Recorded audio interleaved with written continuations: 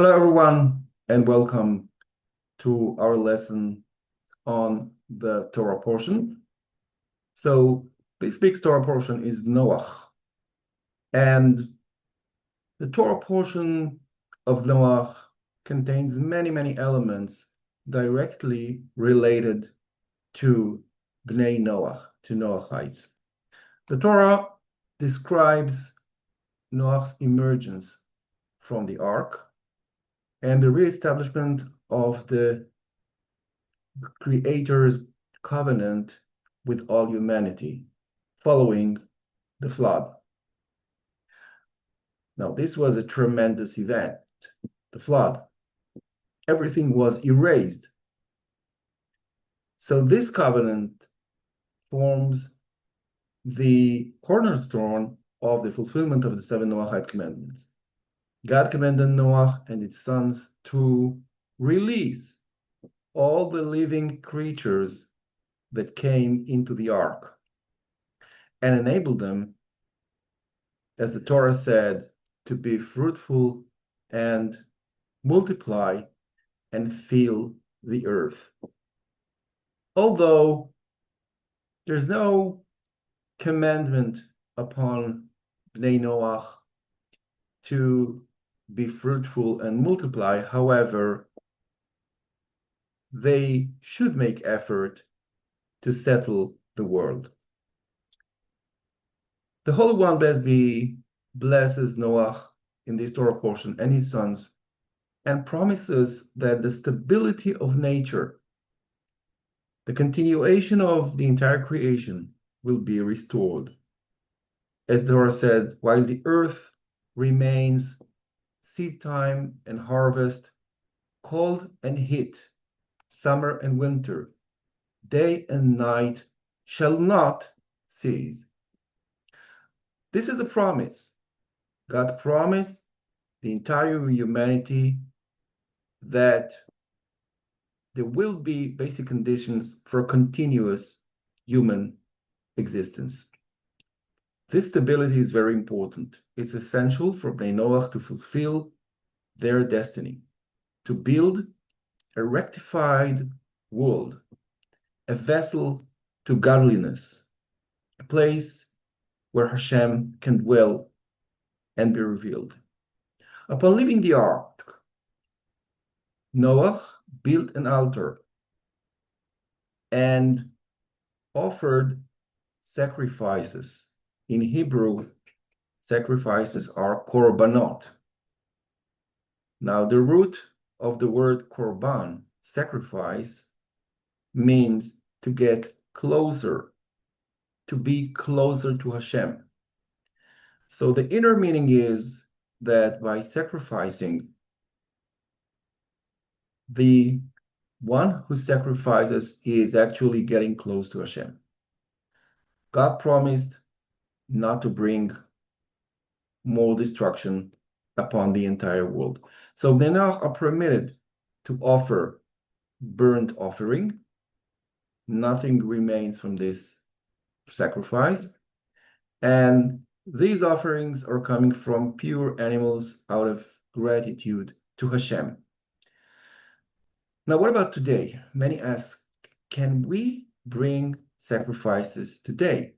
It is not necessary for Bnei Noah to sacrifice in Jerusalem. Although this practice is not feasible today, it's not applicable. Why? Because we need special expertise in order to bring sacrifices. Okay, what is the right thing? What is the right thing to slaughter? And it needs to be complete. The animal must be in a certain condition, in a good condition. Someone need to check it. So today, because there's not enough expertise how to do it, Jews as well cannot bring sacrifices. So it is not recommended for Bnei Noah to serve Hashem through sacrifices. However, we believe that soon, in the Messianic era, Noahites will be able to sacrifice, whether in their place or they will bring it to Jerusalem, and their sacrifice will be actually treated by the priest within the holy temple, and they will actually burned on the Mizbeach, on the altar in Jerusalem. The rainbow is an eternal reminder. What does it mean, a reminder? For whom? God will not abolish humanity again. The rainbow symbolizes the universal covenant between Hashem and all flesh. This includes Bnei Noah. Following the blessing, God established a covenant with Noah and all humanity. There shall never again be a flood to destroy the earth. So the rainbow is a sign between Hashem and humanity. Also, there is an additional commandment in our Torah portion.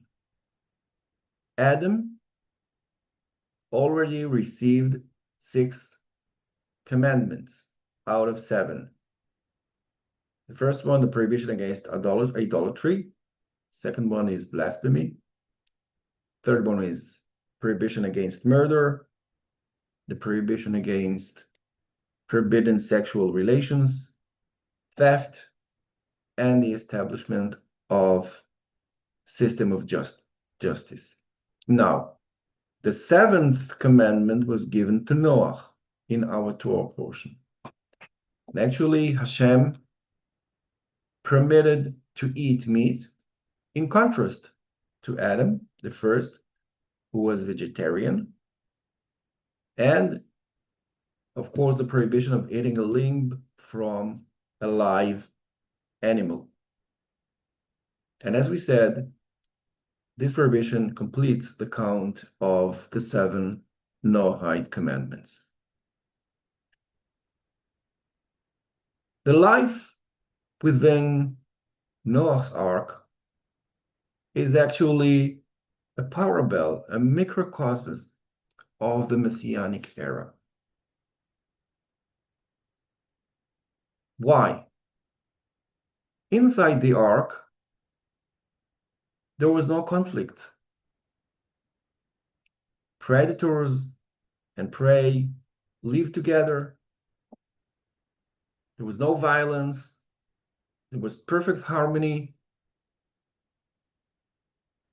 So there was no hatred, no agony, no struggle for survival, no need to struggle. Only unified peace between all the residents of the Ark. So this is a parable of the life in the Messianic era. In the Messianic era, there will be no violence, there will be no wars, there will be no conflicts. Everybody will be busy in one thing, to serve Hashem. This is the core of the Messianic era. The world will be elevated to a much higher state, a state of tranquility and peace. So everybody actually will feel his purpose in life to serve Hashem.